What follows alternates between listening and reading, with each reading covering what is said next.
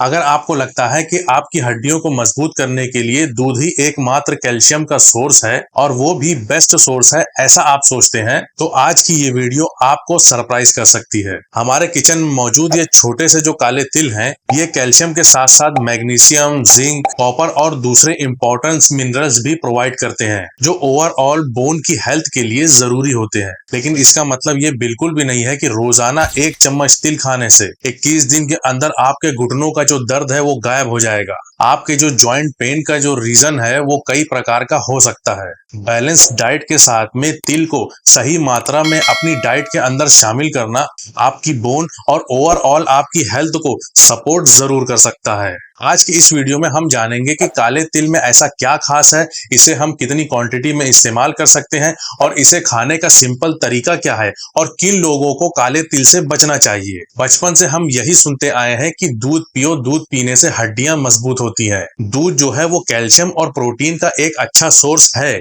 इसमें कोई दो राय नहीं है। लेकिन हेल्दी बोन होने के लिए सिर्फ कैल्शियम का ही होना काफी नहीं होता है। बॉडी को प्रोटीन, मैग्नीशियम, फास्फोरस, जिंक और विटामिन डी जैसे कई न्यूट्रिएंट्स की जरूरत होती है और यहीं पर आके तिल इंटरेस्टिंग हो जाता है। 100 ग्राम काले तिल के अंदर कैल्शियम की मात्रा काफी ज्यादा होती है, लेकिन यहाँ पर सर्विंग साइज इसको समझना बहुत ज्यादा जरूरी है कि हमें कितना लेना चाहिए, कब लेना चाहिए। कोई भी इंसान रोजाना 100 ग्राम तिल तो खाता नहीं है। आमतौर से 1 टेबल स्पून जो तिल होता है वो 9 ग्राम के आसपास होता है। इसलिए दूध से कई गुना ज्यादा कैल्शियम सुनकर तिल के अंदर दूध को छोड़कर तिल पर डिपेंड हो जाना ये सही चीज नहीं है। तिल का असली फायदा ये है कि छोटी से क्वांटिटी में आपको कैल्शियम के साथ साथ मैग्नीशियम, जिंक और हेल्दी फैट्स जैसे कई न्यूट्रिएंट्स आपको फ्री में मिल जाते हैं। इसलिए इसे बैलेंस डाइट का एक यूजफुल हिस्सा माना जाता है।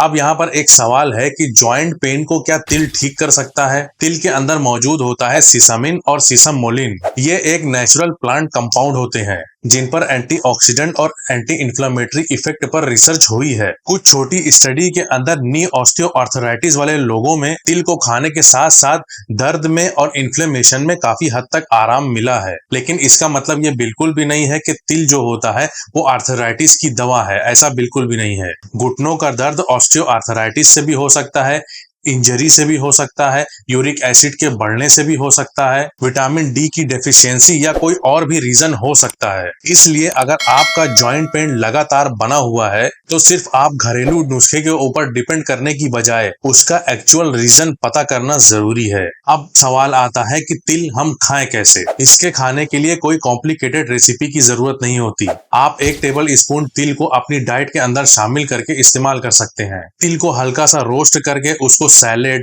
सब्जी या पोहा या दही के ऊपर डालकर उसे खा सकते हैं और आप इसे चटनी के अंदर भी यूज कर सकते हैं। अगर आपको भीगे हुए तिल पसंद नहीं है तो रात को थोड़ा सा तिल को पानी में भिगोकर सुबह आप इसे इस्तेमाल कर सकते हो। लेकिन सिर्फ इसे खाली पेट खाना है या 6 से 8 बजे के बीच खाना है, ऐसा कोई टाइम टेबल जरूरी नहीं है। आपके लिए जो तरीका आसान लगे उस तरीके पर आप इसे इस्तेमाल करिए, वही तरीका आपके लिए बेस्ट होगा। और एक इम्पोर्टेंट बात, तिल को गर्म समझकर गर्मी के दिनों में इसे इस्तेमाल करना बंद कर देना। इसकी जरूरत ज्यादातर हेल्दी लोगों को नहीं होती, बस इसकी गर्मी के दिनों में क्वांटिटी को मॉडरेट कर देना चाहिए। सर्दियों में तिल और गुड़ का लड्डू बनाकर खाना हमारे यहाँ एक आम बात है। ये हमारा ट्रेडिशन है और इसका टेस्ट भी कमाल का लगता है। तिल से हेल्दी फैट्स और मिनरल्स मिलते हैं। इसका मतलब ये बिल्कुल भी नहीं है कि रोजाना 2 से 3 लड्डू खाना शुरू कर दें। खास करके अगर आपको डायबिटीज है या आपको वेट कम करना है या फिर आपकी ब्लड शुगर हाई रहती है।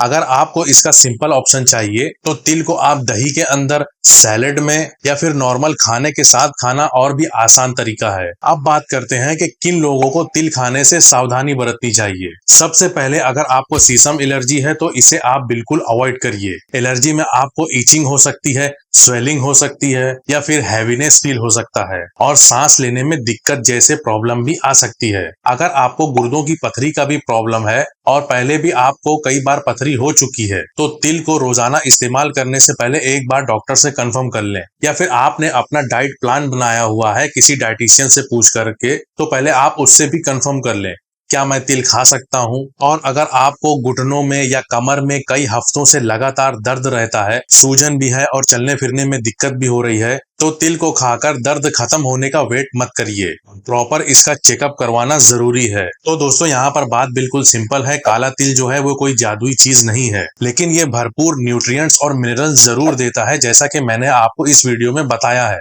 जो आपकी बैलेंस डाइट के साथ आपकी ओवरऑल हेल्थ को सपोर्ट करते हैं। आपको तिल को समझदारी के साथ अपने डाइट में शामिल करना है। अगर आपको ये वीडियो यूजफुल लगी है तो आप इस वीडियो को अपने उन दोस्तों के साथ शेयर करिए जो हड्डियों और जॉइंट्स की हेल्थ को लेकर परेशान रहते हैं, और मुझे कमेंट करके जरूर बताइए कि आप तिल को खाना कैसे पसंद करते हैं। मैं फिर मिलूंगा नेक्स्ट वीडियो में।